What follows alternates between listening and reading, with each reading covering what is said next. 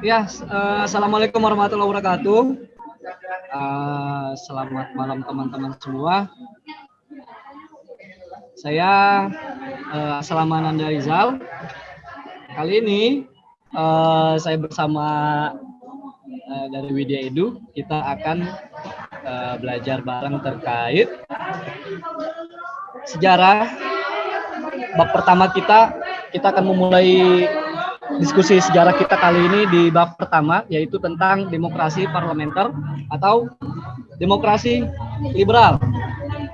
Nah, teman-teman bisa menyimak di sini ya. Teman-teman bisa menyimak bareng-bareng. Sebelumnya, apa sih yang teman-teman ketahui tentang demokrasi ini? Nah, jadi demokrasi ini adalah suatu sistem pemerintahan, suatu sistem masyarakat, suatu sistem yang mengurusi hajat hidup orang banyak, terutama sekali ini berkaitan dengan bidang politik, berkaitan juga nanti dengan tata cara pengambilan keputusan dan juga mengenai tentang pemerintahan dan juga tentang kekuasaan. Nah, sedikit secara singkat saja, sedikit sebuah bahasanya itu sebuah intermezzo saja, bahwa dalam demokrasi itu semua memiliki hak yang sama untuk bisa memilih dan juga dipilih. Mungkin teman-teman udah pada tahu semua ya. Nah, tapi teman-teman juga mungkin ada yang sudah tahu ataupun ada juga yang belum tahu bahwa demokrasi ini memiliki beberapa sistem. Demokrasi ini memiliki beberapa jenis dan demokrasi ini memiliki beberapa cara dan juga beberapa corak kayak gitu. Nanti teman-teman mungkin akan mempelajari yang namanya pertama nih yang kita bahas terkait demokrasi parlementer atau demokrasi liberal. Nah, ini biasanya terjadi di negara-negara barat, di western. Contohnya ada Inggris, ya kan? Ada Belanda dan lain segala macamnya. Lalu juga ada demokrasi terpusat atau sentralisme demokrasi. Nah, ini yang sistemnya sangat presidensial sekali, artinya titik pusat dari kekuasaan atau roda pemerintahan itu bercorak ke tangan presiden kayak gitu. Itu yang dinamakan sebagai sentralisme demokrasi atau demokrasi sentral. Jadi dia terpusat. Indonesia pernah mengalami masa yang demikian. Ada dua zaman, yaitu di zaman demokrasi terpimpinnya presiden pertama kita Soekarno, lalu di presiden kedua kita yaitu Soeharto dengan Orde Barunya. Itu pun termasuk dalam ranah atau dalam kategori demokrasi terpusat, atau bisa dibilang demokrasi terpimpin, atau juga bisa dibilang sebagai demokrasi sentral, atau juga bisa disebut sebagai sentralisme demokrasi. Cuma di dalam demokrasi terpusat ini, sebelum kita masuk ke materi kita, sedikit sharing aja. Untuk demokrasi terpusat ini pun nanti akan dibedakan lagi dengan perbedaan-perbedaan ideologinya. Nah, saya berusaha untuk kita belajar dengan bahasa-bahasa yang singkat, bahasa-bahasa yang simpel aja, dengan bahasa yang tidak begitu rumit, tapi kita mempelajari konsepnya saja gitu teman-teman ya. Nah, untuk demokrasi terpusat atau demokrasi sentral itu sendiri tergantung dari jenis ideologinya. Misalkan yang memakai corak militer, nah, itu biasanya terpusat di tangan seorang jenderal yang akhirnya dia menguasai pemerintahan. Contohnya di Indonesia pernah mengalami masa itu, masa rezim Soeharto atau Orde Baru misalkan. Ada juga yang dengan corak ideologi fasisme, yaitu dulu ada Benito Mussolini dari Italia, lalu juga ada Nazi ya di Jerman. Siapa pemimpinnya? Iya, benar banget, Adolf Hitler. Lalu juga ada Kaisar Hirohito di Jepang pada saat itu.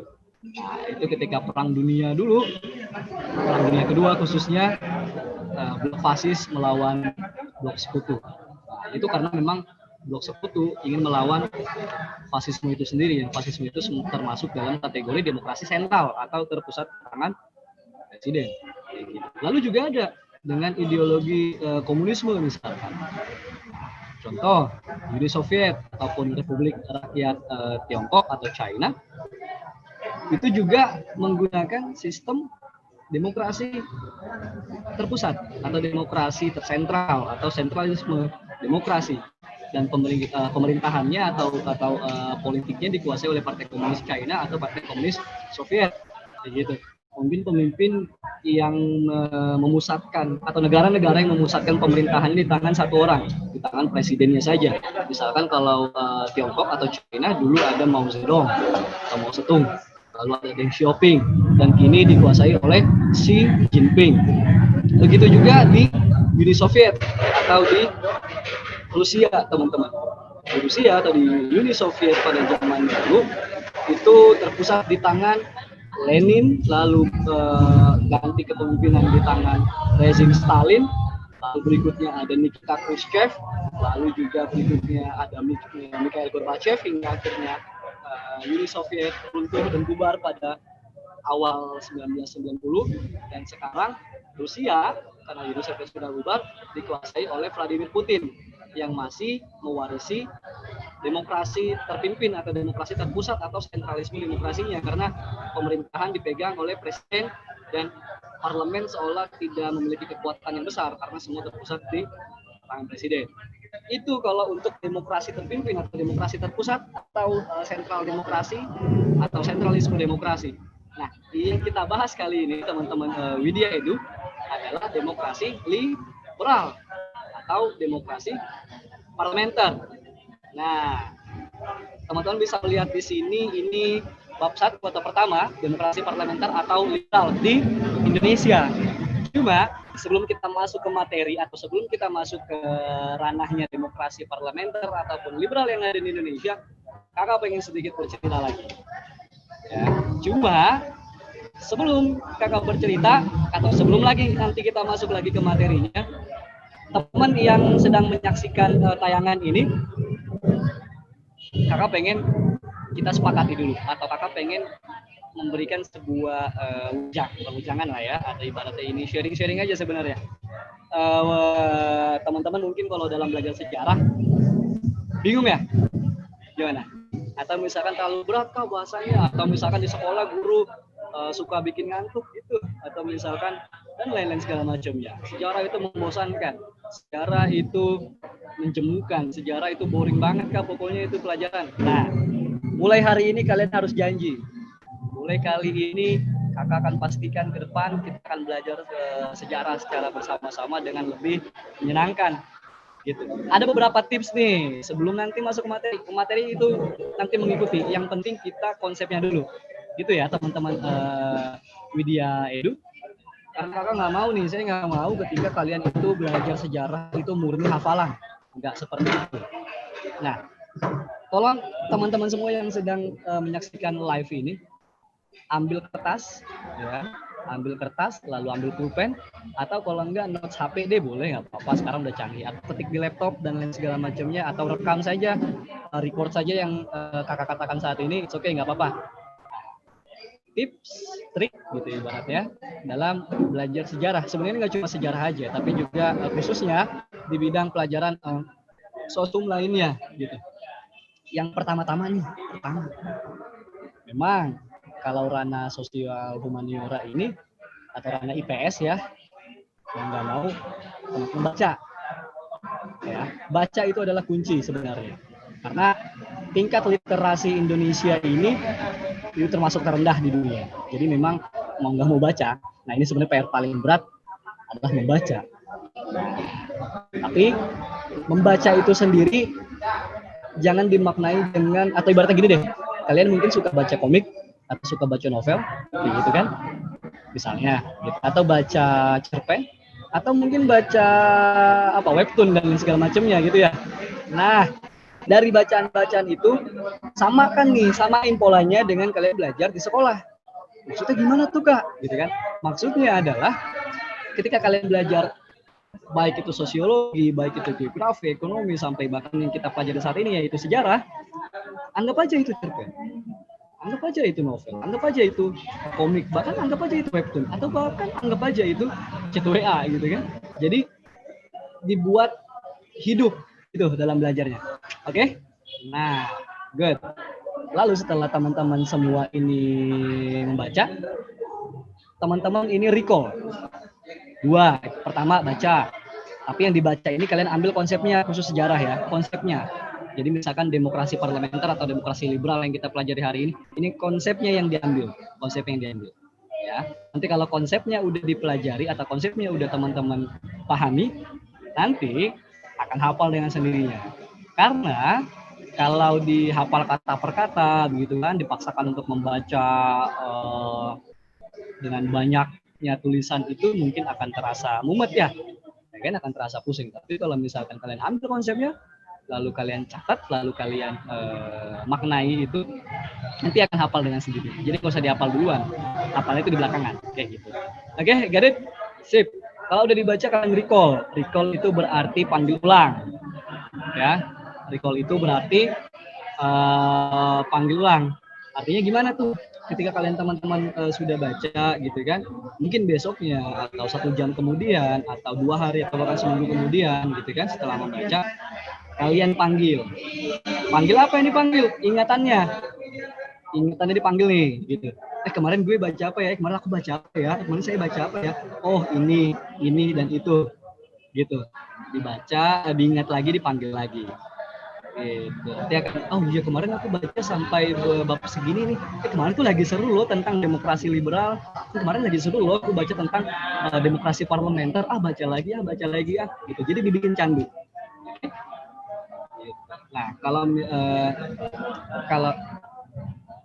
ya gimana? Nah, masih live ya. Oke.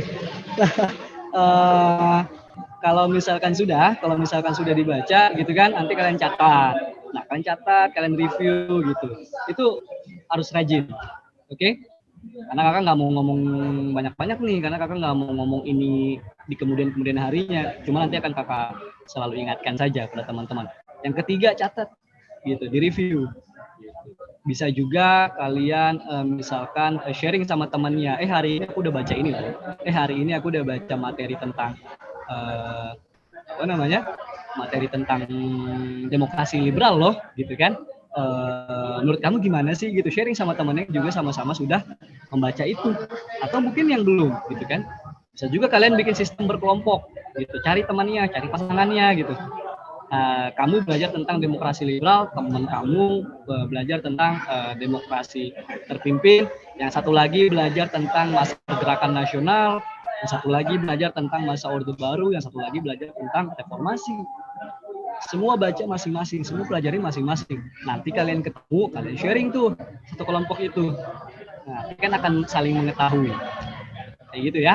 Nah, sip. Lalu kalau udah ya udah kita coba untuk latihan soal. Kayak gitu dulu untuk sebagai pembukaan, dapat ya? Garit ya. Artinya ada empat cara. Oke? Iya. Pinter banget nih emang teman-teman Widya Edu nih. Kakak doain deh semoga nanti tahun depan gitu kan lolos masuk UI, masuk UGM, ITB dan lain segala macamnya. Amin ya. Oke, sip. Berikutnya, kita langsung masuk ke materi pertama. Ya.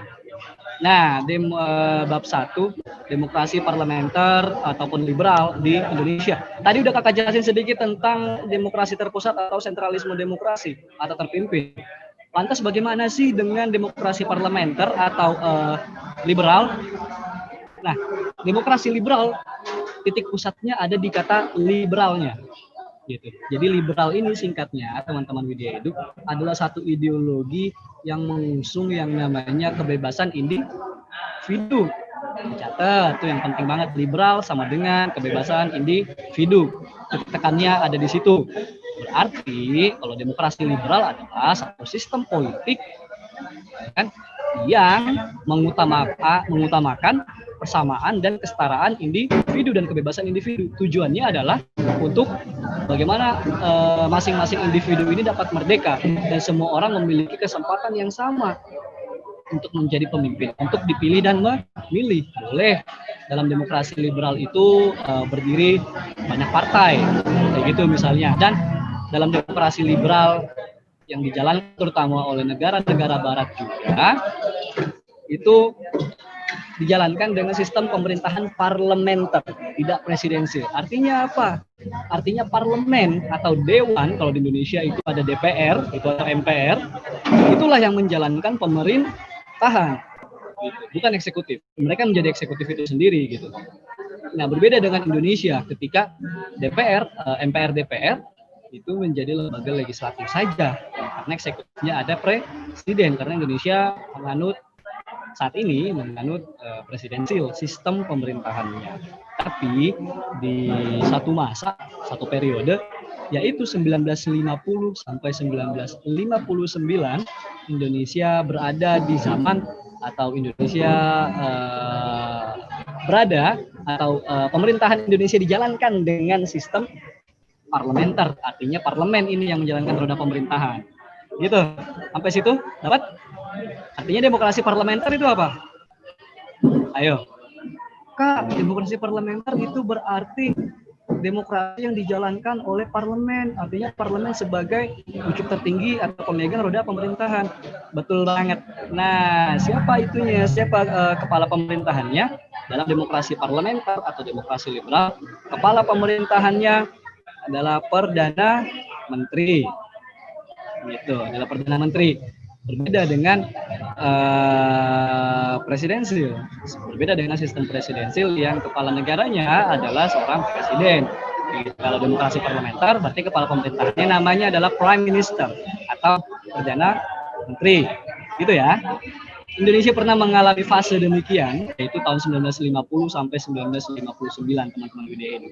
Cuma memang sebelumnya pun Indonesia sempat juga mengalami fase demokrasi liberal itu, yaitu pada akhir tahun 1945, tepatnya di Oktober, ketika dengan maklumat di bulan November tahun 45, ya kan, setelah KNIP dibentuk, nanti kita jelasin bareng-bareng prosesnya. Cuma dari tahun 45 sebenarnya nanti ada kabinet pertama kita, yaitu kabinet Syahrir, lalu berganti kabinet Amir Syarifuddin, lalu Hatta, gitu kan, sampai nanti Republik Indonesia Serikat dan kembali ke Republik Indonesia menjadi NKRI seperti saat ini dan menjalankan roda pemerintahan atau sistem pemerintahan demokrasi parlementer dari tahun 1950 sampai 1959. Sebelum nanti akhirnya pada 5 Juli 1959 Presiden Soekarno mengeluarkan dekret presiden yang akhirnya mengakhiri masa demokrasi parlementer atau demokrasi liberal di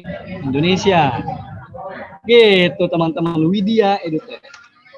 Oke, nah kakak kasih tahu lagi nih, ini teman-teman bisa baca sedikit. Maaf ya kalau ada sedikit typo. Jadi silakan dibaca bahwa ini sering kali terjadi perdebatan. Sebenarnya sistem pemerintahan yang benar itu yang mana sih, gitu kan? Yang terbaik itu yang mana sih, gitu kan? Semua mengaku demokrasi, ya gitu. Semua mengatasnamakan rakyat. Semua mengatasnamakan demokrasi, inilah demokrasi. Cuma nanti diperdebatkan lagi, ditentang lagi oleh kelompok lainnya, itu tidak demokratis, itu bukan demokrasi, kayak gitu kan. Nanti kubu sebelah mengatakan lagi demokrasinya seperti ini, lalu kubu sebelah lagi mengatakan demokrasinya seperti ini, gitu. Perlu diingat bahwa demokrasi itu berarti pemerintahan orang banyak, pemerintahan rakyat, dari kata demos dan kratos. Ini yang membedakan nanti dengan konsep negara atau sistem negara teokrasi, gitu. Teokrasi ini berbeda dengan demokrasi. Kalau demo artinya itu masyarakat, cuma kalau misalkan teokrasi, teo itu berarti Tuhan, gitu. Teo itu berarti Tuhan. Artinya kalau teokrasi ini pemerintahan yang dijalankan berdasarkan hukum-hukum Tuhan, kayak gitu teman-teman. Ya. Jadi dan dijalankan dengan ibaratnya gini, dasar hukumnya adalah ayat-ayat Quran, atau itu kalau dalam konsep negara Islam, atau ayat-ayat Alkitab kalau menganutnya negara-negara Nasrani, misalkan seperti dulu ada kekaisaran Romawi misalkan, kayak gitu, dan lain-lain segala macam. Nah, teman-teman bisa melihat sendiri kelebihan dari demokrasi parlementer atau demokrasi liberal ini. Yang pertama, jadi singkatnya penentuan keputusannya ini diadakan oleh orang banyak, gitu.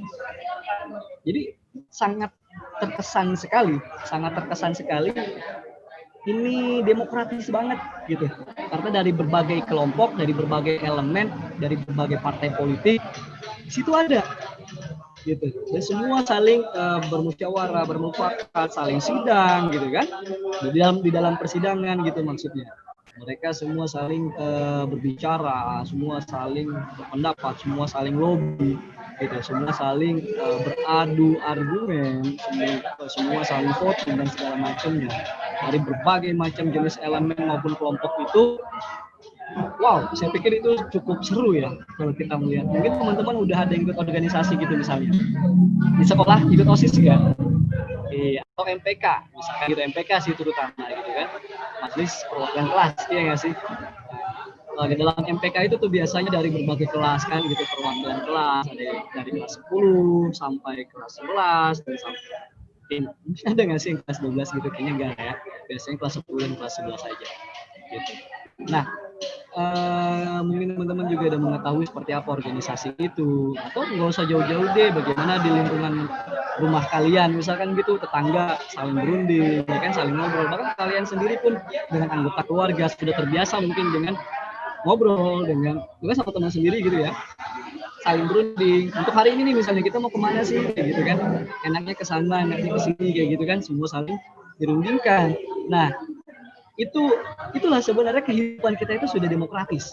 Demokrasi dijalankan dengan gaya hidup kita yang real. Nah, itu yang tadi kakak sebutin. Sebenarnya ada sisi positif dan negatif ya di dalam demokrasi ini ya, terutama sekali demokrasi parlementer, teman-teman dari JJ Edu. Penentuan, jadi tanggung jawab yang telah diberikan itu udah tertera banget dengan jelas gitu. Jadi misalkan gini, salah satu contoh keputusan misalkan jadi tentang undang-undang, satu kebijakan negara gitu kan, setelah disepakati oleh parlemen yaitu dijalankanlah oleh Perdana Menteri.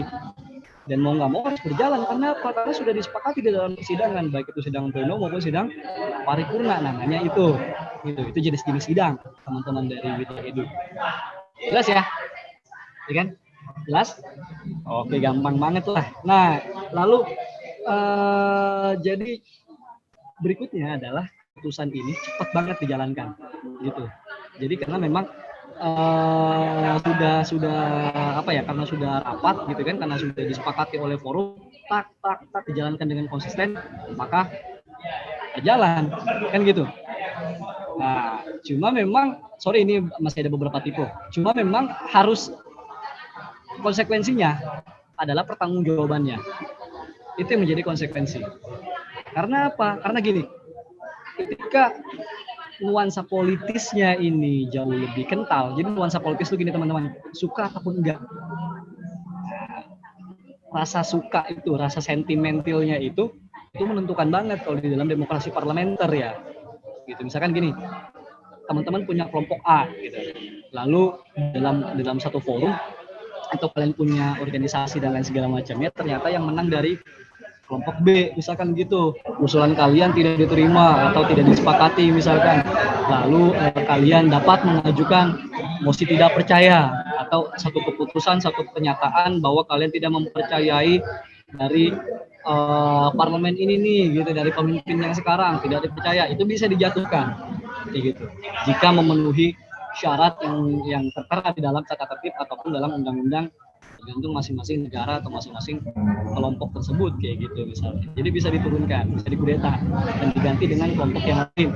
Itu nggak enaknya kalau di demokrasi parlementer. Cuma kelebihannya adalah semua orang bebas berpendapat, semua orang bisa menyampaikan keputusannya. Gitu. Lalu yang kedua adalah keputusan kalau sudah dijalankan, ini harus dijalankan dengan baik. Gitu. Dan semua boleh. Gitu. Semua bisa menyanggah, semua bisa berpendapat, semua bisa berdebat dan segala macam. Nah, ini kelemahannya. Sebenarnya kalau di luar negeri, terutama di negara-negara Western ya, demokrasi parlementer atau liberal ini cukup berhasil, gitu. Bahkan sampai hari ini masih dijalankan, baik itu di Belanda, di Inggris, ya kan, dan lain segala macamnya. Itu masih ada parlemennya, masih ada berjalan dan masih ada perdana menterinya. Misalkan perdana menteri Inggris saat ini Boris Johnson, misalkan gitu. Akhirnya contoh nih di Inggris ya, demokrasi parlementer atau demokrasi liberal yang dijalankan Inggris berhasil membuat Inggris keluar dari Uni Eropa. Mungkin teman-teman pernah mendengar atau membaca di sosial media, dikenal dengan nama Brexit misalkan, atau British Exit. Satu keputusan yang akhirnya membuat Inggris keluar dari Uni Eropa. Itu karena demokrasi parlementer. Karena faksi-faksi atau kelompok-kelompok parlemen yang ada di parlemen Inggris itu kelompok-kelompok politik, partai-partai politik, dan mereka melaksanakan referendum. Referendum ini penentuan pendapat. Jadi masyarakat dikasih kuesioner lah bahasanya kalau orang-orang kita mah ya. Masyarakat diberikan satu kuesioner, atau kuesioner itu semua, atau ibaratnya gini, dimintakan pendapatnya, di-sharing tuh. Kira-kira Inggris ini masih mau lanjut di Uni Eropa apa enggak ya gitu. Ternyata mayoritas warga Inggris menolak untuk Uni Eropa karena Inggris pas dari Uni Eropa. Kayak gitu. Nah, di Indonesia pun pernah mengalami fase selama 9 tahun ya secara resmi, itu tahun 50 sampai tahun 59 itu fase demokrasi parlementer atau liberal ini gitu. Ternyata dirasa tidak cocok pada akhirnya buat negeri ini. Gitu. Ternyata dianggap atau diklaim tidak cocok dengan budaya Indonesia. Nah, ini nuansanya sangat barat sekali, sangat western sekali. Beberapa kelemahannya diantaranya pertama, jadi kekuasaan oleh si eksekutifnya ini atau kabinet ya, atau yang dijalankan oleh kepala pemerintahannya yaitu adalah perdana menteri. Ini masa pemerintahannya atau periodenya tidak bisa nih ditentukan atau nggak bisa berjalan sebagaimana mestinya gitu. Bisa sangat singkat, bisa tepat atau bisa proporsional, bisa juga sangat lama gitu. Bisa juga sangat lama, tergantung dari parlemen atau lembaga ya, parlemen di dalam pemerintahan negara tersebut itu menyepakati masih lanjut apa enggak. Bahkan pahitnya tadi kakak sudah sempat membuka ya, saya sudah sempat membuka, bisa dijatuhkan. Nah, ini kan nanti terjadi di Indonesia dan itu terjadi. Kalau kita berbicara atau kalau kita melihat realitanya di Indonesia sendiri, demokrasi parlementer dan demokrasi liberal yang berjalan di Indonesia selama 9 tahun itu penuh dengan lika-liku, penuh banget dengan lika-liku. Ya, kan? Masa pemerintahan satu kabinet atau periode pemerintahan satu kabinet per satu perdana menteri gitu kan, itu nggak ada yang lebih dari 3 tahun, gitu, nggak ada yang lebih dari 3 tahun. Semua sangat singkat. Ada yang setahun, paling lama itu juga 2 tahun, dan paling sering itu beberapa bulan aja, kayak gitu. Mereka orang pacaran ya, bentar banget kayak lu kali ya. Sorry, canda aja. Ya. Jadi sangat singkat gitu. Jadi masa periode di demokrasi parlementer di Indonesia khususnya yang terjadi selama 9 tahun itu sangat-sangat singkat. Nah, jadi bisa dibaca lagi, kekuasaan dimiliki oleh lembaga eksekutif tidak dapat ditentukan tentang sampai kapan masa jabatan tersebut berlangsung. Karena sewaktu-waktu dapat dibubarkan dengan sendirinya. Bisa dengan mosi tidak percaya itu tadi. Contoh real misalkan kabinet A misalkan, dia berkuasa. Ternyata kelompok B tidak menyukai kelompok A. Nah, kelompok B berkoalisi gitu ya. Mereka deal politik, mereka membuat satu kong kali kong untuk menjatuhkan kabinet A. Gitu. Akhirnya banyak disepakati akhirnya melakukan satu persidangan yang akhirnya menurunkan dari pemerintahan si orang ini, kayak gitu kira-kira. Bos ini paham ya? Oke. Lalu yang kedua, lembaga eksekutif atau ya di dalam demokrasi parlementer atau demokrasi liberal ini memiliki kekuasaan yang cukup bergantung pada mayoritas dukungan parlementer. Ini benar banget. Karena itulah gitu, sehingga kali ini dapat sewaktu-waktu menjatuhkan lembaga tersebut oleh parlemen. Maksudnya gimana sih, ngerti nggak sih? Maksudnya diambil ya. Jadi yang sangat menentukan di dalam demokrasi parlementer atau demokrasi liberal ini adalah kelompok yang paling banyak jumlah kursinya. gitu. Misalkan di satu parlemen ada, kalau di Inggris ya misalkan ada partai buruh misalkan, atau partai liberal atau partai konservatif misalkan seperti itu. Nah ternyata yang paling banyak partai liberal. Gitu. Kalau di Indonesia deh, kita ambil contoh Indonesia saja. Dulu ada PNI atau Partai Nasional Indonesia. Lalu ada juga PKI, Partai Komunis Indonesia.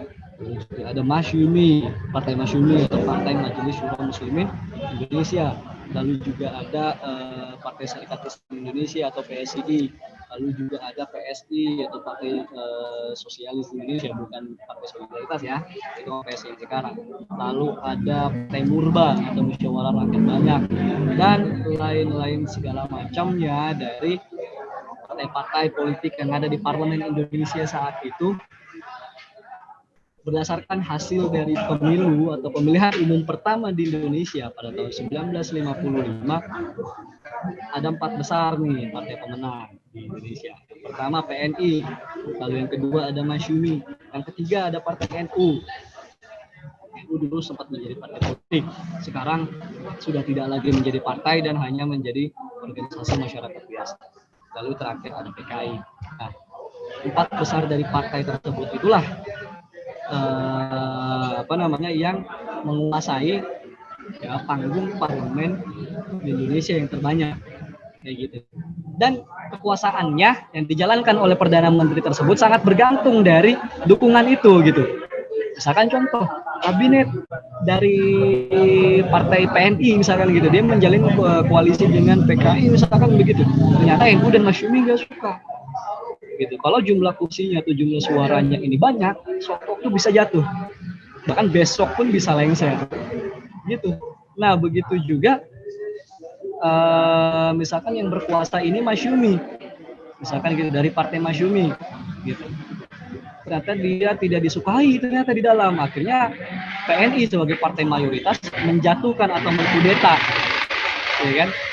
Menurunkan mosi tidak percaya gitu terhadap penguasa dari Masyumi ini gitu. Jatuh, turun, iya gitu. Dan itu yang terjadi di Indonesia selama 9 tahun. Lalu yang ketiga, sebuah parlemen dapat dikuasai dan dikendalikan oleh anggota kabinet. Benar banget, apabila anggota dari kabinet tersebut berasal dari anggota parlemen dan juga berasal dari partai yang sama atau partai mayoritas. Coba diserap maknanya, coba diserap lagi. Nah, benar banget teman-teman dari Widya Edu. Jadi karena partai yang berkuasa ini adalah partai mayoritas, gitu kan? Karena Perdana Menteri yang menjalankan pemerintahan ini berasal dari partai penguasa dan itu dia mayoritas, gitu kan? Jadi tidak ada rasa kritis gitu di dalamnya, tidak ada rasa kritis. Tidak ada rasa ibaratnya tidak ada kritik yang masuk ke dalamnya gitu, karena apalagi ya kalau misalkan di satu parlemen itu lebih dari 50% itu adalah partai dari si Perdana Menterinya. Misalkan contoh kabinet Nasir itu kan dari partai Masyumi. Misalnya di dalam kabinet itu di dalam parlemen itu 60% atau 70%-nya orang Masyumi semua yang satu partai dengan Nasir. Wah, itu nggak bisa dilawan dong kalau kayak gitu. Kan artinya Nasir akan menjadi Perdana Menteri yang sangat kuat karena support dari partai Masyumi yang juga sampai 70% di parlemen. Jadi gimana mau digoyah? Kekuatan lain cuma 30%, Masyumi sampai 70%. Gitu kira-kira. Dapat ya gambarannya? Dapat ya? Oke, siap. Good.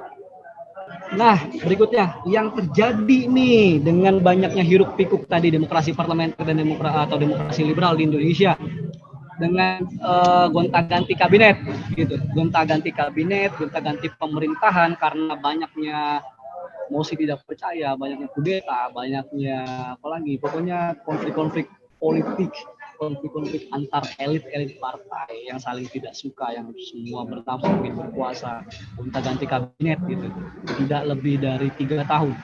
Kamu bayangin aja deh, pemerintahan Indonesia dijalankan tidak lebih dari 2 tahun atau 3 tahun. Kira-kira prokernya, program kerjanya berjalan nggak? Ya, mana mau jalan? Orang cuma atau baru sebentar gitu kan. Ganti lagi, dikudeta, ganti lagi, dijatuhkan, ganti lagi, kayak gitu teman-teman. Jadi nggak berjalan. Selain itu di zaman demokrasi liberal atau parlementer ini juga terjadi banyak banget yang namanya pergolakan daerah atau pergolakan dalam negeri.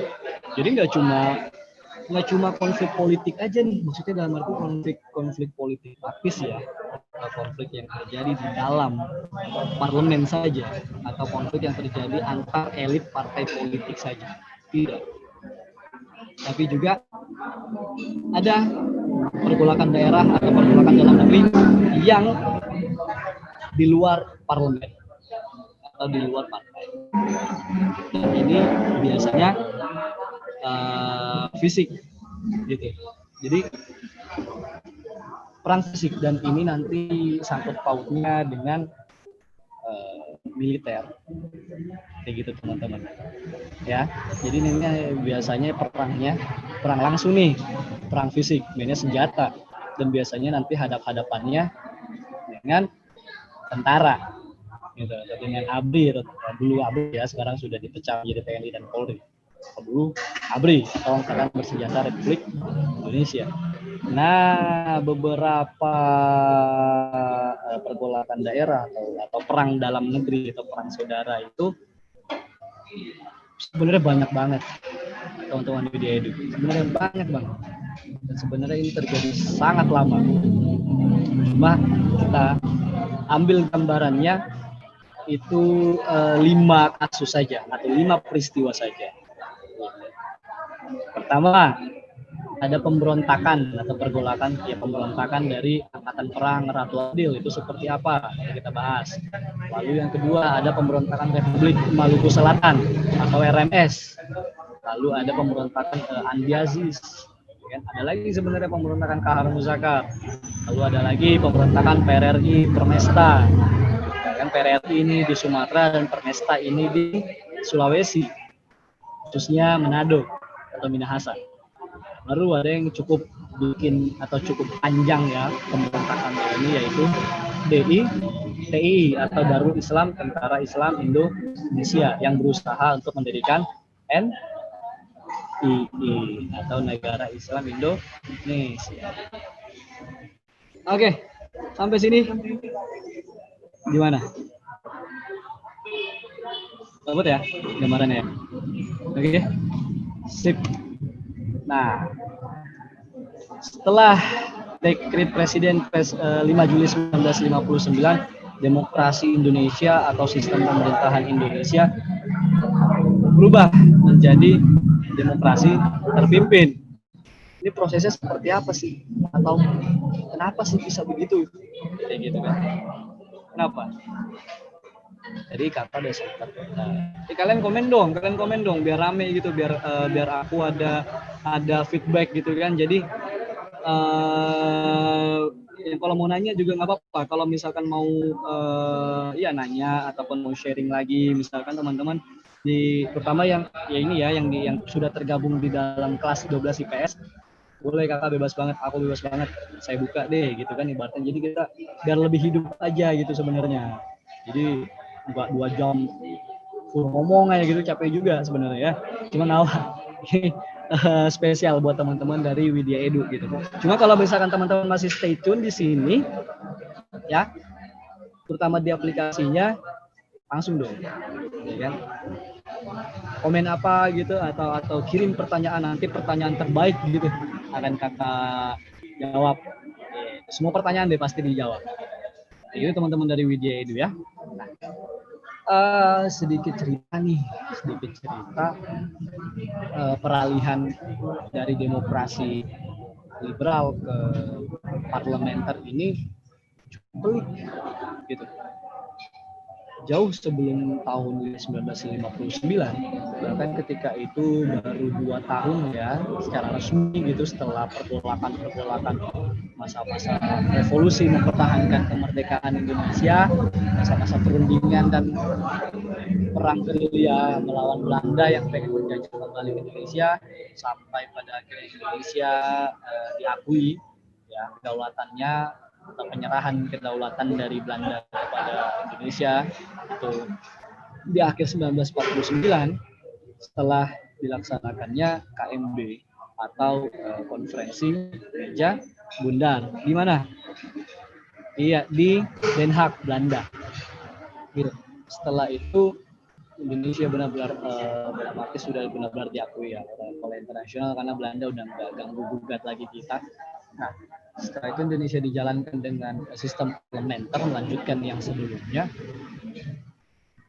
Baru 2 tahun berjalan, pada saat itu masih kabinet Natsir, baru 2 tahun berjalan, pernah ada satu ketika tentara itu marah besar ke presiden.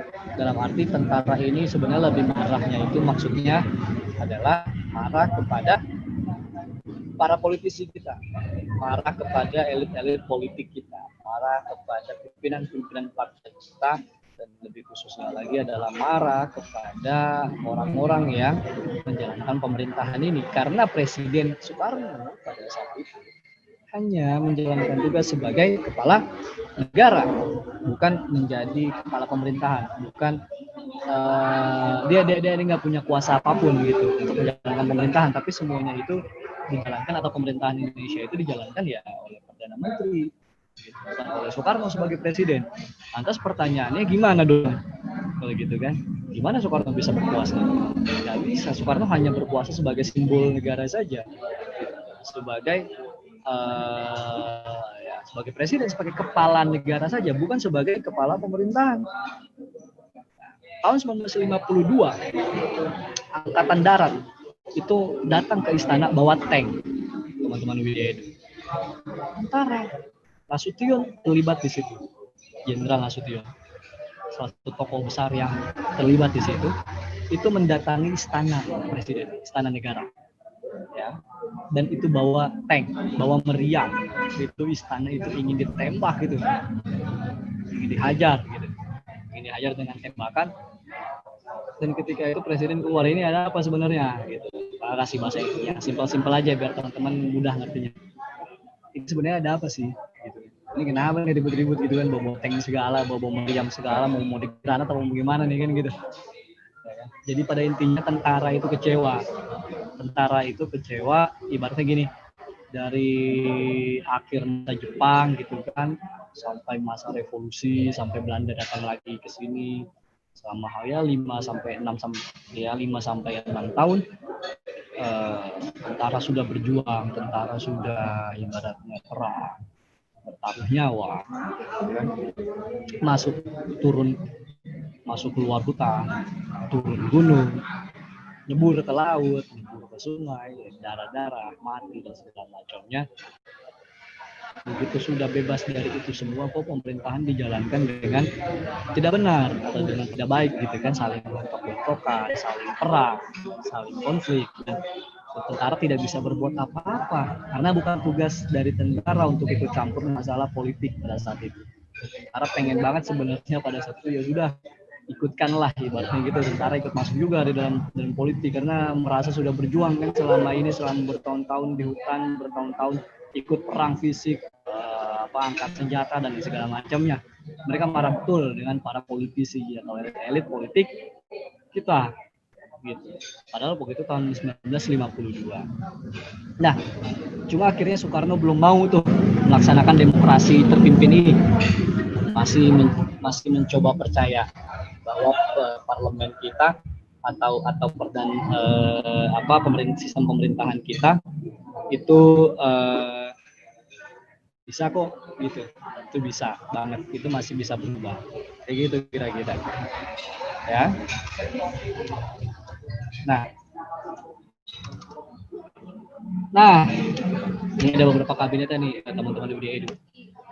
Jadi sedikit gambaran gitu. Jadi nanti selang 9 tahun kemudian, ya kan, selang 7 tahun kemudian setelah 1952, yaitu 1959, ya kan, artinya selama 9 tahun demokrasi parlementer atau liberal ini berjalan, Presiden Soekarno akhirnya sudah muak. Presiden Soekarno akhirnya merasa, oke, sudah cukup gitu. Indonesia mengalami fase demokrasi liberal atau demokrasi parlementer, dirasa sudah cukup. Pertama dirasa tidak cocok dengan budaya Indonesia, dirasa tidak cocok dengan culture masyarakat kita yang musyawarah mufakat, lalu juga tidak berasaskan voting, lalu juga memang belum pada dewasa masyarakat kita itu, bahkan elit-elit politiknya bahkan sampai hari ini tuh belum dewasa menjalankan atau ibaratnya berdiskusi atau berdebat itu bukan benar-benar karena apa ya, untuk memutuskan sesuatu yang besar, memutuskan sesuatu yang bermanfaat bagi masyarakat banyak, tapi hanya mementingkan kepentingan politiknya saja, mementingkan perebutan kekuasaan untuk elit-elitnya saja, untuk mereka juga, untuk mereka sendiri saja, bukan untuk khalayak atau masyarakat atau rakyat banyak gitu secara keseluruhan. Enggak seperti itu. Dan ini yang terjadi di sini. Ini memang berbeda culture ya dengan yang terjadi di Eropa gitu. Kalau di Eropa ya lebih mengutamakan isi kepala sebenarnya gitu. Jadi memang bisa berjalan dengan benar. Kalau di sini agak susah sebenarnya. Nah, karena itu presiden merasa sebagai kepala negara merasa perlu menyelamatkan negara, maka itu presiden mengeluarkan dekret atau keputusan lah singkatnya gitu. Keputusan yang hanya bisa dilakukan oleh presiden. Dekret presiden pada 5 Juli 1959 yang isinya itu mengakhiri demokrasi parlementer atau demokrasi liberal berubah menjadi demokrasi terpimpin, ibaratnya ini mengambil alih pemerintahan yang tadinya berada di tangan kepala pemerintahan yaitu Perdana Menteri, maka diambil alih oleh presiden sebagai kepala negara sekaligus juga merangkap sebagai kepala pemerintahan. Gitu kira-kira.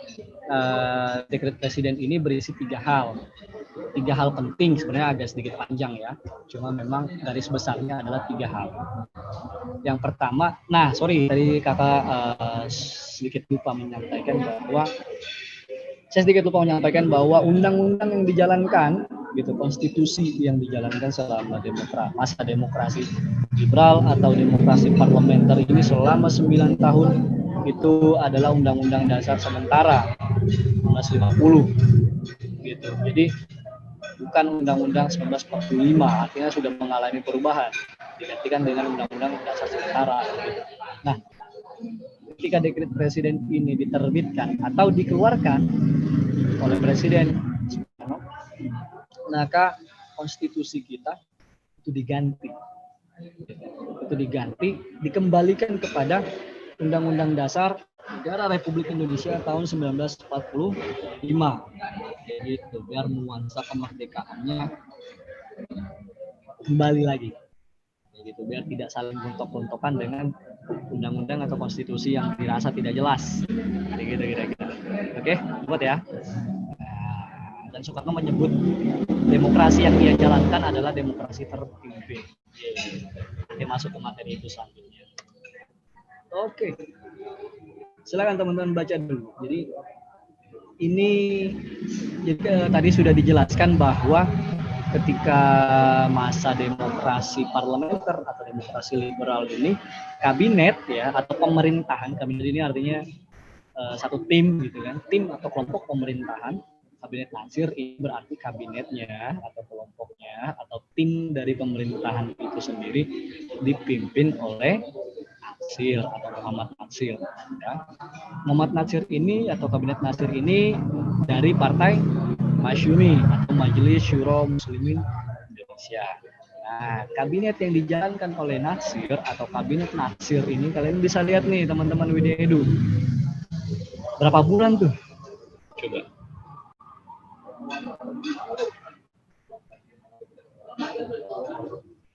Iya. September, Oktober, November, Desember, Januari, Februari, Maret. 6 bulan doang. Ya. 6 bulan saja. Apa yang didapat kalau gitu? Ada nggak kira-kira? Nggak ada. 6 bulan doang loh. Bayangin. Dapat apa? Orang presiden aja sekarang nih, Presiden Joko Widodo sudah 5 tahun dan sekarang menuju 5 tahun yang kedua. Kan dari 2014 sekarang sudah 2020, artinya sudah masuk ke tahun ke-6. Sudah mau 6 tahun malah. Kayaknya belum terjadi banyak hal-hal yang signifikan atau dirasa penting ataupun banyak gitu kan. Apalagi itu udah 6 tahun ya. Apalagi kalau baru 6 bulan. Gimana dong kira-kira?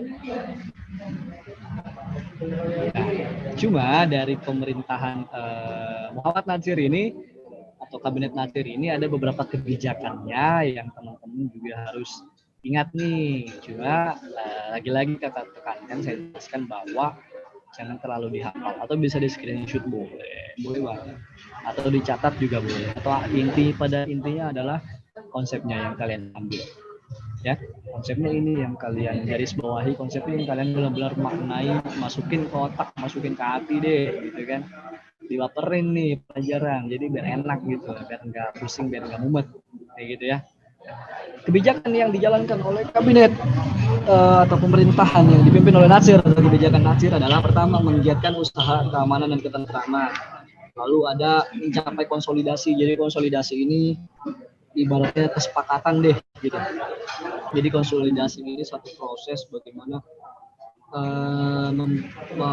menyepakati rapat atau ibaratnya menyatukan frame, menyatukan kontribusi, menyatukan cita-cita dan lain segala macam tujuan himpun menjadi satu. Nah itulah yang disebut sebagai konsolidasi, mencapai konsolidasi dan menyempurnakan susunan pemerintahan. Begitu teman-teman UDA itu. Lalu yang ketiga, menyempurnakan organisasi angkatan perang. Nah ini baru awal-awal ketika Indonesia atau setelah penyerahan kedaulatan Indonesia dari tangan Belanda ya, pada setelah KMB yaitu Desember 1949, lalu sempat beberapa bulan Indonesia mengalami fase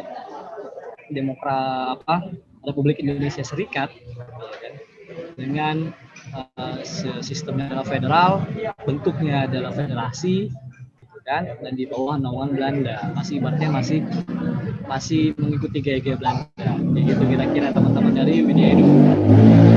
Cuma pada akhirnya rakyat Indonesia masih menyepakati bahwa Indonesia ini jangan deh kalau federasi, jangan deh kalau misalkan negara bagian, tapi ya benar-benar memang seperti saat ini negara kesatuan NKRI, Negara Kesatuan Republik Indonesia, bentuknya kesatuan, artinya tidak ada negara bagian, tidak ada pemerintahan di dalam pemerintah, artinya tidak ada pemerintahan sendiri di dalam pemerintah, semua terpusat ke pemerintahan pusat yang berada di Jakarta, kayak gitu kira-kira. Nah untuk terkait menyempurnakan organisasi perang ini maksudnya gini, jadi ketika Indonesia awal-awal merdeka itu teman-teman Widya itu kan banyak banget yang ikut perang, ya sih, banyak banget yang ikut perang gitu.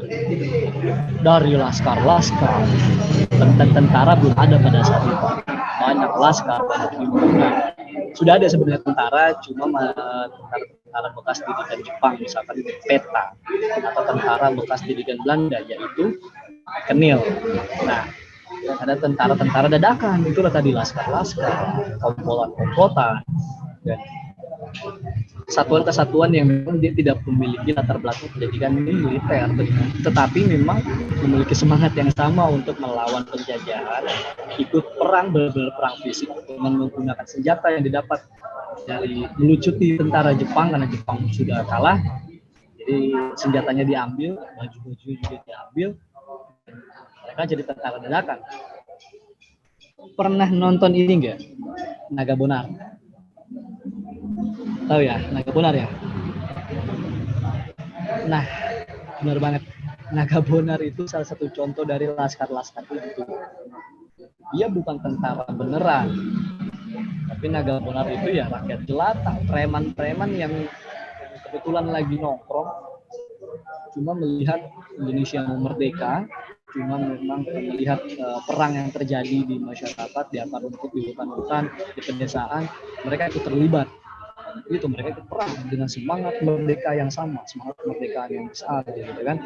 Mereka melucuti, rampok tentara-tentara Jepang, senjatanya diambil, baju-bajunya, seragam dinasnya semua diambil gitu kan. Lalu mereka menjadi tentara yang baru. Ini kan luar biasa. Lalu face to face berhadapan dengan Belanda yang kembali ke Indonesia dan menang gitu. Makanya si Naga Bonarnya ini kan mengklaim bahwa dirinya lah jenderal, ya kan? Dia mengklaim bahwa dia memiliki pangkat jenderal, padahal dia hanya tentara rakyat biasa, tidak memiliki pendidikan militer dan tidak dianggap sebagai tentara resmi. Nah, makanya memang awal-awal mula ini sangat kompleks. Ketika Indonesia selesai dalam masa revolusinya itu, ketika sudah selesai perang dengan Belanda dan Belanda sudah pergi, ya kan, Belanda sudah pergi, sudah terjadi pengakuan dan penyerahan kedaulatan dari Belanda Indonesia melalui konferensi meja bundar 1949 di Belanda.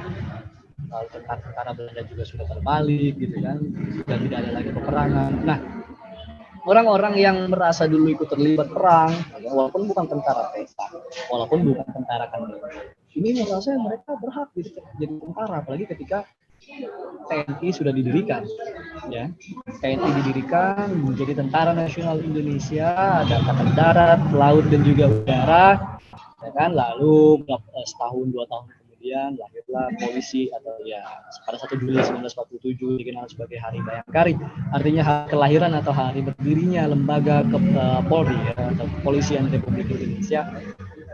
Itu dibedakan kesatuannya dari TNI, cuma digabungkan menjadi satu skup yang namanya ABRI atau Angkatan Bersenjata Republik Indonesia. Nah, isi dari orang-orang TNI itu khususnya itu ketika awal didirikan, yaitu bekas-bekas dari tentara didikan Jepang, tentara resmi Jepang yang namanya PK atau Pembela Tanah Air, dan juga bekas didikan atau bekas pasukan Belanda yang namanya Kenil. Pertanyaannya, bagaimana tuh yang ikut revolusi, yang ikut perang, yang ikut pakai bambu runcing, yang ikut pakai senjata, gitu.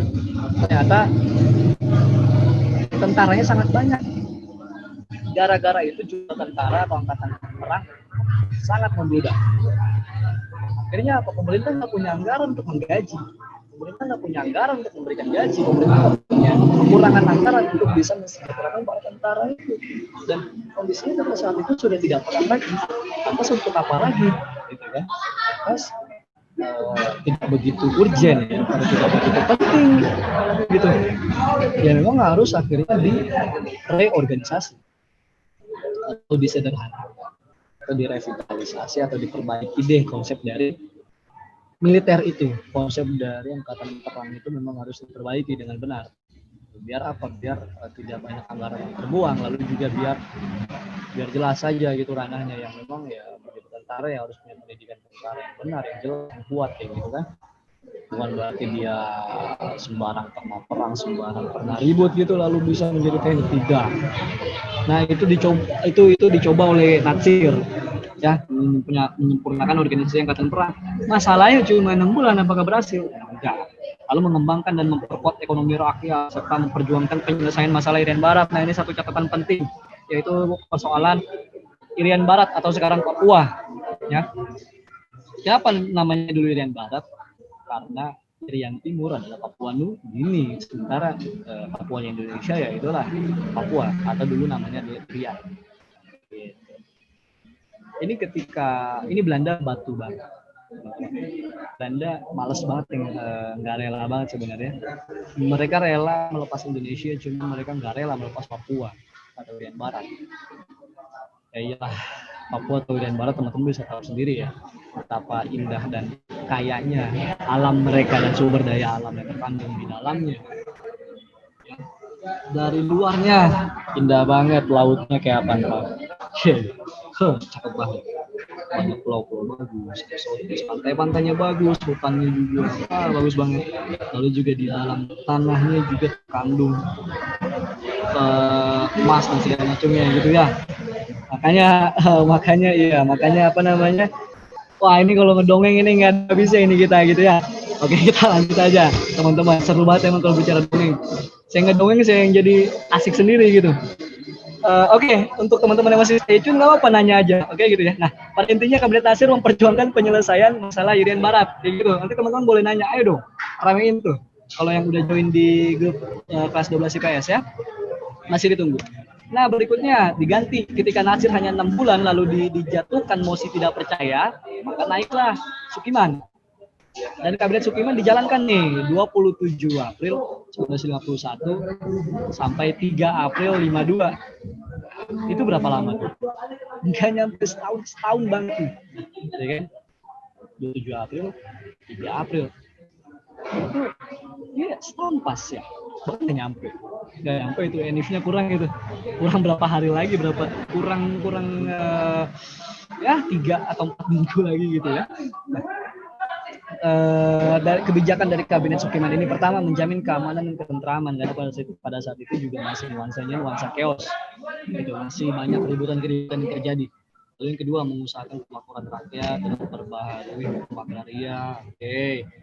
Petani sudah mulai gerah pada saat itu soalnya karena begitu. Jadi memang harus diadakan atau disempurnakan lah atau diperbaharui lah itu yang namanya hukum agraria agar pengelolaan tanah dan agraria ini bisa berjalan dengan baik.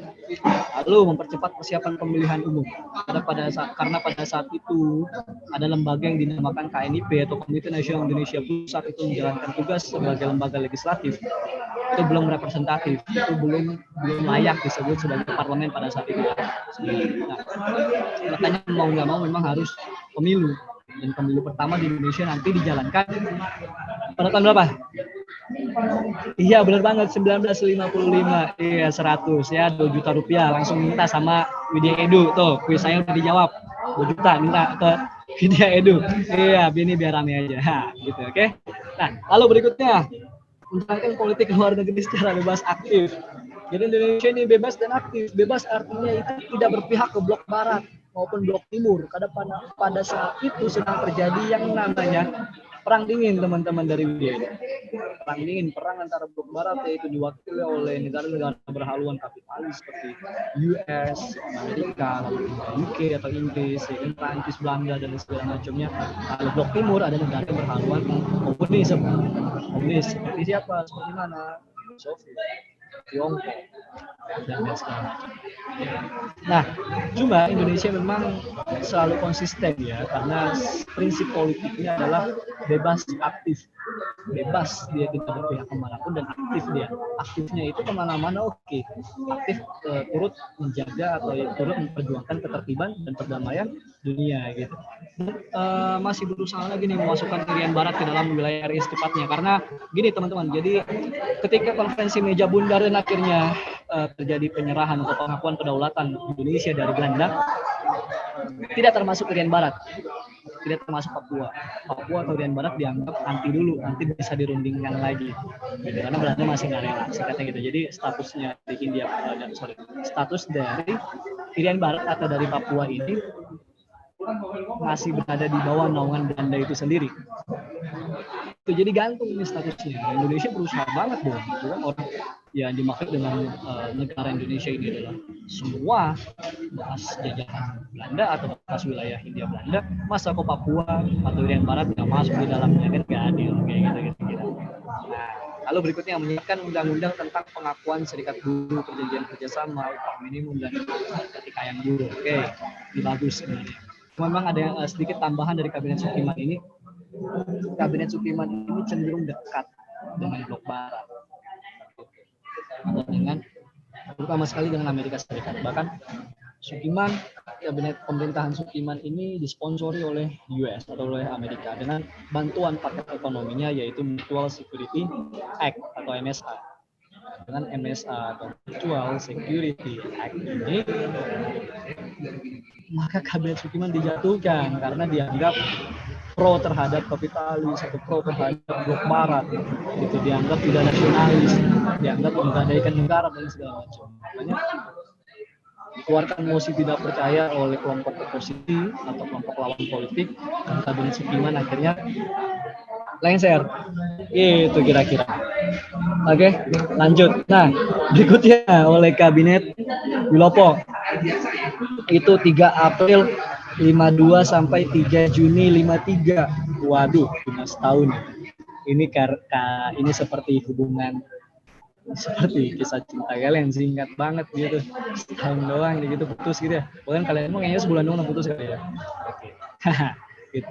Nah, kabinet Wilopo 3 April 52 sampai 3 Juni 53. Ya. Selama setahun, bayangin setahun ini dapat apaan sih kalau ibaratnya pemerintahan gitu, mau ngapain setahun doang, nggak jalan, nggak. Apalagi yang tadi cuma 6 bulan.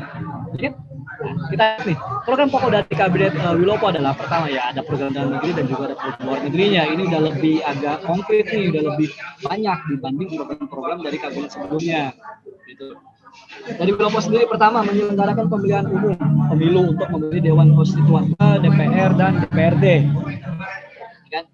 Lalu yang kedua meningkatkan kemakmuran rakyat. Ya oke lah, masih normatif lah ya, masih it's okay. Lalu meningkatkan pendidikan, good, dan pemulihan stabilitas keamanan negara. Karena itu tadi banyak pemberontakan, banyak pergolakan dalam negeri, terutama sekali ini ya TII. Jadi negara atau Darul Islam, Tentara Islam Indonesia yang mereka mendirikan negara sendiri, namanya itu NI atau Negara Islam Indonesia, didirikan oleh Kartosuwiryo di Malangbong, di Tasik di Jawa Barat, di Garut ya, gitu pada ketika Indonesia sedang sibuk-sibuknya mempertahankan kemerdekaan, ada lagi segelintir kelompok yang mengklaim ya negara Islam seperti itu. Ya, saya pikir itu cukup mengganggu. Dalam arti gini, mengganggunya karena kita jadi tidak bersatu, kita jadi tercerai-berai, kita jadi terpisah-pisah. Kayak gitu. Cuma memang banyak banget sebenarnya pemberontakan itu. Tidak hanya ITI. Dulu sebelumnya tahun 1948, karena situasi tidak kondusif setelah perjanjian atau perundingan Renville antara Indonesia dengan Belanda, PKI berontak. Itu juga ada. Lalu tadi ada pemberontakan Andi Aziz, Kahar Muzakar, ya. Dan ada bahkan sampai Republik Maluku Selatan, orang-orang Ambon, orang Maluku Selatan yang berbeda dengan Maluku Utara, merasa ya sudah lah, ya, pengen lepas gitu karena nggak mau gitu Indonesia terlalu dikuasai oleh Jakarta dan segala macam. Dan mereka timbul akhirnya nasionalisme Ambon atau nasionalisme Maluku, hingga mereka mendirikan atau mengklaim negara sendiri lah itu, Republik Maluku Selatan. Banyak banget, jadi memang harus, kalau kita lihat nih, ya kan, ya keamanan ketentraman, ini kan kita lihat lagi menjamin keamanan ketentraman. Dan Wilopo kita lihat juga pemulihan stabilitas, karena saking banyaknya pemberontakan yang terjadi, itu jadi titik utama. Lalu program luar negerinya penyelesaian masalah hubungan Indonesia Belanda. Itu karena kasus Irian Barat atau Papua memang belum selesai, jadi masih tegang tuh hubungannya, masih sentimen antara Indonesia dan Belanda gitu teman-teman ya. Makanya harus diselesaikan secara diplomatis ya kan, secara perundingan, secara elegan gitu. Nah, lalu pengembalian Irian Barat ke pangkuan Indonesia, akhirnya minta bantuan ke luar negeri gitu. Jadi minta bantuan ke PBB, minta bantuan ke Amerika, minta bantuan ke bahkan sampai Uni Soviet, ke blok barat minta bantuan, ke PBB minta bantuan, ke KAA minta bantuan, ya kan? Atau ke blok minta bantuan, lalu ke blok timur juga minta bantuan. Pokoknya kemanapun minta bantuan untuk Papua bisa bergabung dengan Indonesia atau bisa dianggap kembali ke Indonesia gitu. Ya, serta menjalankan politik luar negeri yang luas ya. Itu Wilopo, dan akhirnya Wilopo juga tidak diselangi oleh kelompok-kelompok yang ada di parlemen. Dilakukan lagi kira lengser. Nah, naiklah kabinet Ali Sastroamidjojo. Satu ini artinya kabinet Ali Sastroamidjojo yang pertama, karena Ali Sastro ini menjadi perdana menteri itu 2 kali. Yang pertama ya tahun sebelumnya, lalu dia lengser ya selama sekitar 2 tahun. Nanti selang nanti naik lagi baru Ali Sastroamidjojo yang kedua. Gitu. Ali Sastro pertama ini 31 Juli 53 sampai 12 Agustus 55. Berapa tahun? Iya 2 tahun. Mengapain? Bahkan ini cukup lama nih hitungannya, termasuk yang paling lama nih. Gitu. Selama 2 tahun. Kalau kita melihat 2 tahun ini kayak nggak ada rasanya sebenarnya gitu ya. Nah, beberapa kebijakan dari kabinet Ali Sastroamidjojo yang pertama, masih masalah keamanan, menyelenggarakan pemilu secepatnya. Itu banget biar dewan-dewan ini terpilih gitu, dan ada partai-partai baru, akibatnya ada jelas gitu, ada legitimasi dari rakyat bahwa ini memang dipilih langsung oleh rakyat gitu. lalu masih masalah Irian Barat juga, ya, masih masalah Papua juga, gitu, masih terus dibahas. Lalu pelaksanaan politik bebas aktif, oke, masih sama. Lalu peninjauan kembali persetujuan KMB. Nah, ini udah mulai juga nih merasa KMB ini kok ternyata merugikan kita. Udahlah, coba kita PK atau peninjauan kembali. Segitu. Karena gini, ya selain daripada selain masalah Papua atau Irian Barat yang ditarik dulu ya oleh Belanda, tapi juga di dalam KMB ini kita cukup atau bahkan sangat dirugikan karena kita dipaksa untuk membayar utang-utangnya Belanda. Kalau kita yang mau merdeka kok kita yang bayar utang Belanda? Ya Belanda mungkin begitu, kalau nggak usah merdeka, kata Belanda begitu. Nah, konteksnya pada saat itu yang penting Indonesia diakui dulu deh, atau Belanda benar-benar secara terbuka ya dunia melihat deh Belanda menyerahkan kedaulatannya ke tangan Indonesia, itu aja dulu kita sepakati dulu. Masalah nanti itu masih banyak yang harus kita lawan dengan Belanda, yang harus kita perjuangkan dari Belanda kepada Belanda itu sendiri gitu kan, lawannya Belanda itu nanti kita terusin lagi, nanti kita atur lagi deh. Yang penting Indonesia diakui atau Belanda menyerahkan dulu kedaulatan kita. Semua harus lihat, internasional harus lihat, resmi di bawah PBB gitu kan, Belanda udah bakal ngutak-ngatik Indonesia lagi. Yang penting itu, makanya ya sudahlah disetujui. Cuma ketika masa kabinet Ali Sastro ini sudah mulai dipikirkan kembali, coba yuk kita rundingkan kembali dengan Belanda, coba yuk kita perjuangkan lagi biar di mata internasional benar-benar kedaulatan kita ber 100% gitu. Makanya peninjauan kembali. Lalu penyelesaian pertikaian politik itu tadi, karena memang banyak elit-elit atau kelompok politik internal yang bertikai antar partai, maka harus diselesaikan oleh Ali Sastro. Apakah langsung selesai? Tidak, masih terjadi banyak pergolakan. Lalu program lainnya mewujudkan perubahan ekonomi kolonial menjadi ekonomi nasional berdasarkan kepentingan rakyat. Nasionalisasi aset. Jadi aset-aset perusahaan Belanda yang masih ada di Indonesia itu diambil alih, kepemilikannya menjadi milik Indonesia, menjadi milik pemerintah kita ya maksudnya. Oke, lalu pemulihan keamanan ketertiban SOP masih pembangunan 5 tahun jalan politik legislatif, oke lah, masih sama dengan mirip ya, kebanyakan program kerja memang seperti itu. Lalu melaksanakan keputusan KA. Nah ini menarik, di tangan atau di zaman Ali Sastro inilah pertama kalinya Indonesia menjadi pelopor ya, menjadi pelopor konferensi Asia Afrika. Ini keren banget sih bagi saya gitu. Kenapa keren banget? Karena gini, baru 10 tahun, bahkan belum ada 10 tahun tuh Indonesia merdeka ya kan? Urusan kita sama Belanda juga kelar, soal bikin konferensi Asia Afrika ini kan top banget gitu. Artinya berani gitu, sebuah negara yang baru banget merdeka yang namanya Indonesia ini propaganda negara-negara lain, terutama negara Asia dan Afrika yang merupakan sesama bekas negara kolonial, sesama bekas negara jajahan, ataupun masih menjadi negara kolonial juga, atau masih menjadi negara jajahan juga, masih dijajah dan belum merdeka.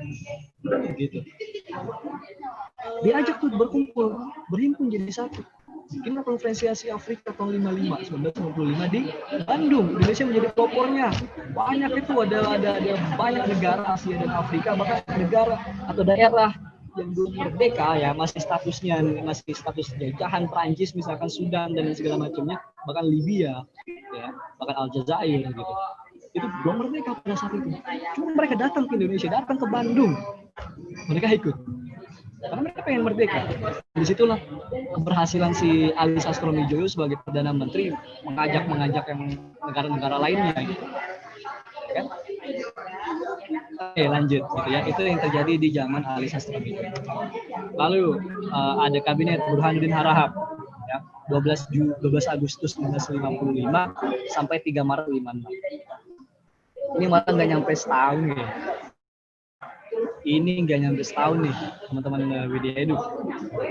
Ya kan, Agustus nggak nyampe setahun, ini 6 bulan, 7 bulan lah. Nggak nyampe 7 bulan, malah 6 bulan lebih. 6 bulan mau ngapain kan gitu. Kalau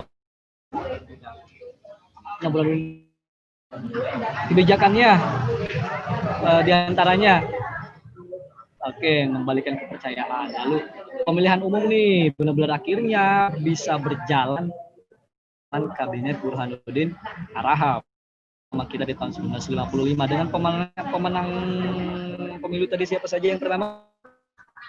PNI, good. Yang kedua ada Masyumi, benar banget.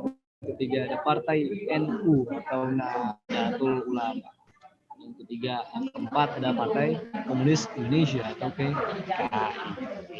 Nah, lalu setelah pemilu mempercepat terbentuknya parlemen yang baru, lalu ini desentralisasi, artinya pemerintahan jangan terpusat di Jakarta atau Jawa saja, gitu kan. Lalu masalah-masalah inflasi dalam ekonomi, korupsi dan segala macam itu harus diselesaikan. Itu menjadi program atau tujuan utama atau kebijakan utama dari Burhanuddin Harahap. Lalu kembali lagi membuat sekian barat yang belum juga selesai. Ya, dan juga terkait KA dilanjutkan setelah kali tadi. Lalu Burhanuddin akhirnya lengser lagi gitu. Cuma 6 bulan lengser. 6 bulan udah putus, ini kan sedih banget.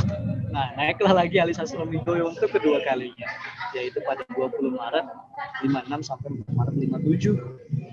Ini juga cuma setahun. Gitu. Kalian bayangin, pusing banget gak sih? Kabinet ganti-ganti terus selama setahun.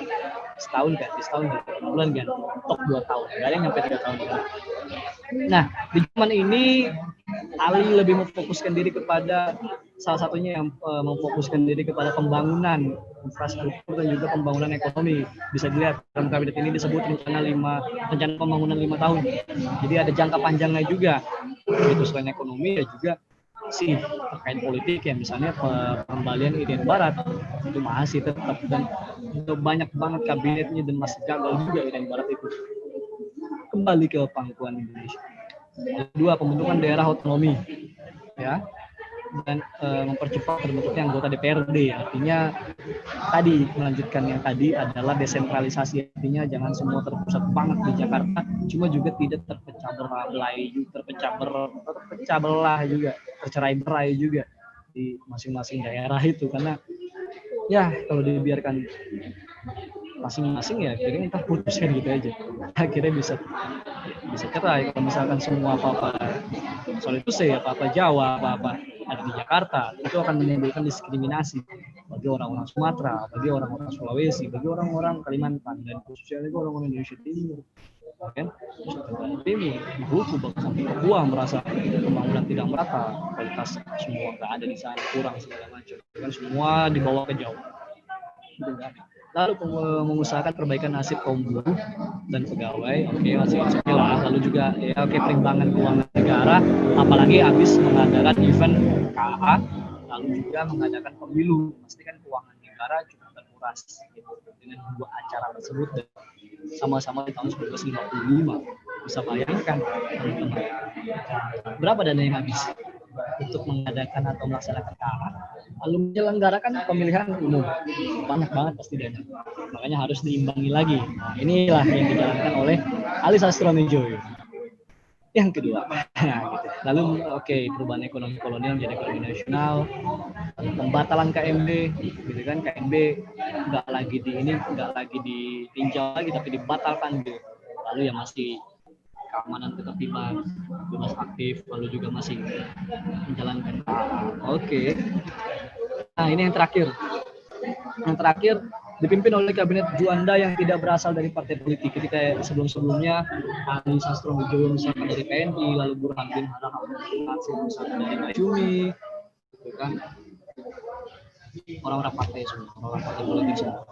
Tapi kalau kabinet Juanda ini tidak, dia jadi dari kalangan profesional dan dikenal juga masa pemerintahan kabinet Juanda ini sebagai Zaken kabinet karena minim orang-orang partai di dalamnya dan berisikan orang-orang dari profesional.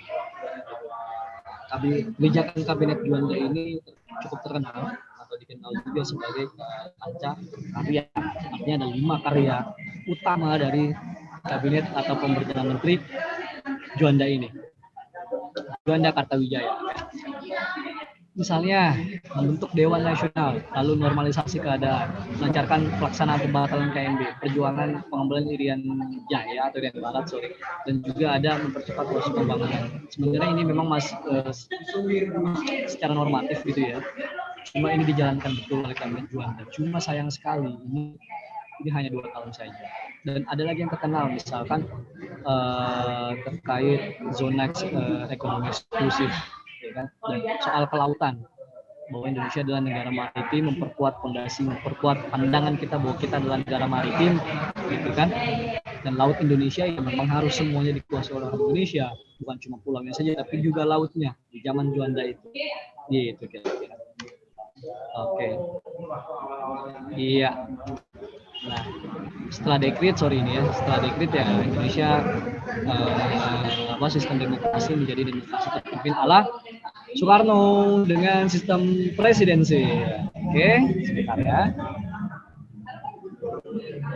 Nah, begitu kira-kira teman dari Widya Edu cukup panjang sekali, nggak berasa udah 8:30 ya. Nah, gitu.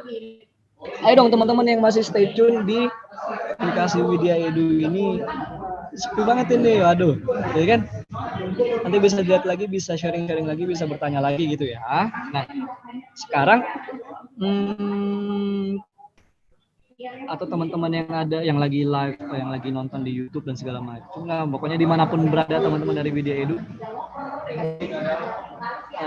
jangan lupa kalau mau bertanya aja, nggak pasti akan saya jawab. Nah, selanjutnya itu apa nih nanti kita membahas soal gitu ya. Sebentar ya.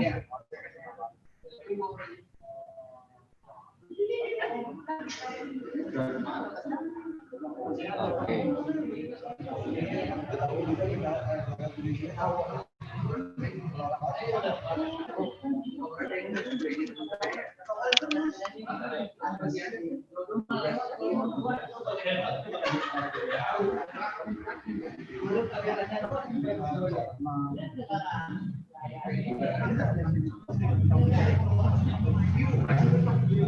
Iya, masih kami tunggu nih untuk teman-teman terutama yang ikut nih, ya kan, sebagai member di aplikasi Widya Edu. Nah, teman-teman silakan nih sekarang di 30 menit terakhir nanti kalian bisa isi ya. Kalau kita move nih habis ini ya, kita move ke apa namanya? Kita move ke grup ya, grup member. Ada soal, dikit aja 8 aja, itu bisa kalian isi. Oke, begitu dulu untuk sesi kali ini ya, luar biasa sekali nih, hampir saya 1,5 jam kita sharing bareng, kita ngobrol bareng, saya terutama ya, maksudnya terima kasih sekali kepada aplikasi Widya Edu. Semoga teman-teman yang tergabung di dalam Widya Edu ini dapat ilmunya, gitu kan. Mohon maaf kalau masih ada salah kata ataupun perdebatan.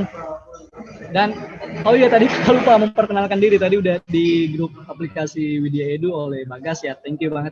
Saya Aslam Mananda Rizal, biasa dipanggil Aslam.